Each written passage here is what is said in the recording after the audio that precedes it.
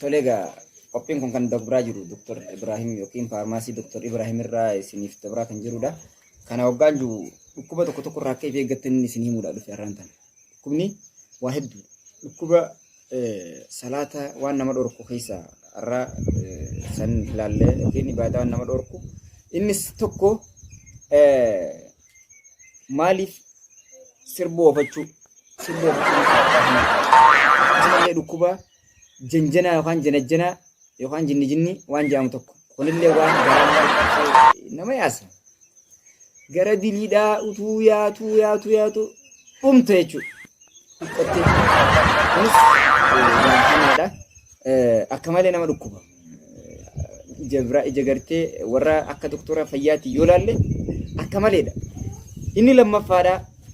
Miseejii jenajjanaan kun waa lama qaba. Inni kan miseejii bilbila akkasumallee kan zaataa wal harkamuu fi kan raadiyoonaa kan maali waan baay'ee tokkotu jira jechuudha.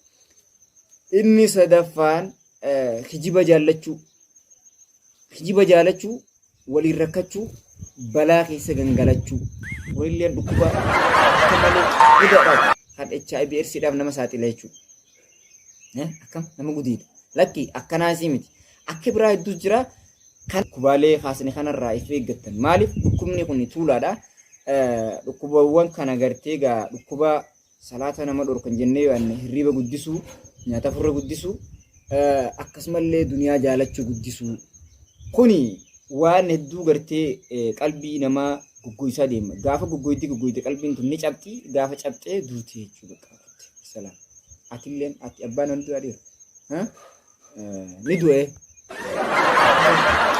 Ammallee waa hedduu takkaatu jira. Kanaafuu isin Dr. Ibrahim dawwaluun waan hedduu akkaan barbaachisaa ta'e. Ammallee kanatti aansuudhaan wantoota garaagaraa gaa tuulaa takkaa jira. Kan hundaafuu nuqunnamaa dawaa godhuudhaaf qophiidha. Akkasumas dhukkuba hedduutu jira. Dhukkubni kun gartee jaalachiisu sijaaraati wal qamaati wal dhalaati jenna.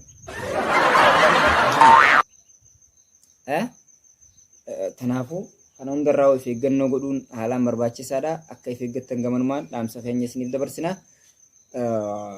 Lakkoofsa bilbila keenya akkasitti isiniif himna. Akka nuuf bilbiltan asumaan isin dhaggeeffanna. Wassalaamu alaikum wa rahmatullahi wa barakaatuh.